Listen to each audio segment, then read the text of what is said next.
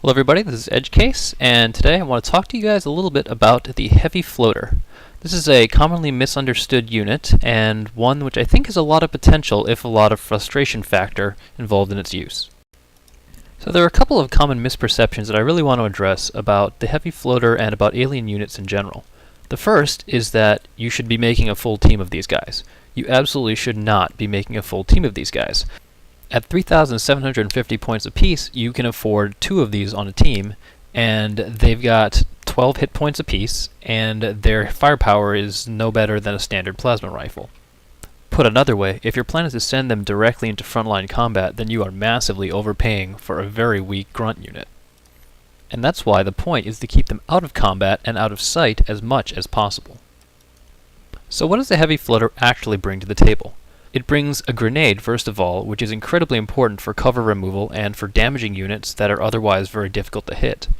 If you bring a heavy floater and don't use the grenade, or it dies before it gets a chance to, then you can figure that you just threw away 1,500 points for nothing. The other thing you get is incredible mobility. Now, you should read this as flanking, not as scouting. With a price tag as high as this unit has, there's no way you want it to be the first unit to stick its head around a corner, or to jump into unknown territory. If that's what you're looking for, go with the cheaper floater, and not the heavy. We'll see how this plays out in a second in gameplay. Before we launch into the game, let's take a look at the rest of the squad. As you can see here, this is an exactly 10k point build, composed primarily of light plasma rifle smoke jumpers. You'll recognize these as the general purpose combat unit of the game, a role for which it is very well suited. There is in fact no equivalent on the alien side, so Smoke Jumper is pretty much the only game in town. The overall plan is to engage the enemy with the 5 Smoke Jumpers while sneaking the floater around to either land a critical grenade or to flank the enemy. Of course, things don't always work out quite according to plan. In this game, I've gotten the second move and I'm in the parking lot of the bar map. This is an undesirable position to be in because the other team already has access to the roof, and I run the risk of getting trapped in the parking lot, which is basically a shooting gallery full of exploding barrels posing as cover. What I've decided to do here is to send some of my units to make a break for the wall at the bar, while hiding several others behind the full cover car near my starting location.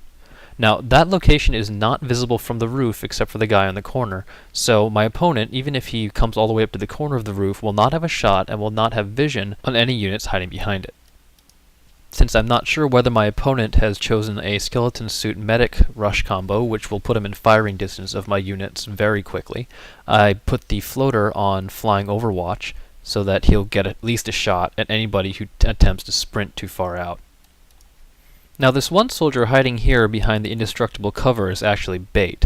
He's hunkered down, which gives him a minimal chance to be hit, although as you can see, it's not a 0 chance. And the idea is to keep the enemy occupied trying to pick off this free-looking kill, while the rest of my units get into something resembling a defensible position.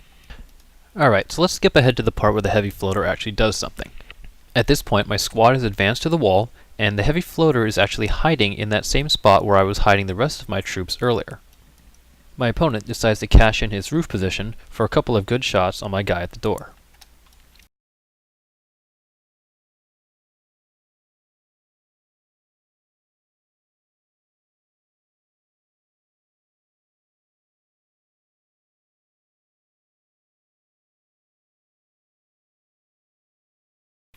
After the first 70% shot on the unit in low cover goes wide, I'm left with a fairly lousy selection of shots on the unit in high cover.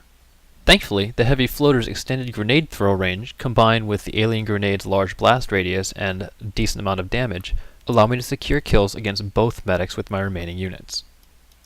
Note that without the grenade, these units wouldn't have had line of sight to take the shot, much less make it at 90% accuracy. Alright, one more.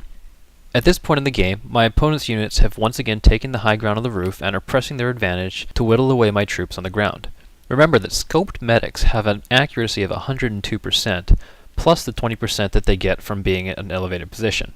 When overwatch fire from my doomed smoke jumper takes out a section of the wall, I know that my opponent is standing on open ground, but at an elevated position where he's difficult to hit. He further complicates things by throwing a medic smoke grenade on the unit, giving it an additional 40% chance to avoid damage. However, the heavy floater's flight ability gives me an opportunity here that I would not otherwise have had. I find a unit on the wrong side of cover as my opponent had positioned it in preparation for an assault from the ladder. Despite what the tooltip says, heavy floaters actually carry regular plasma rifles. However, a crit from a regular plasma rifle can still one-shot a 9 hit point unit. It doesn't in this case, but the threat of being able to do so shouldn't be underestimated. My opponent repositions his units to respond to the attack from the air, and in the process leaves himself vulnerable to an assault from the ground.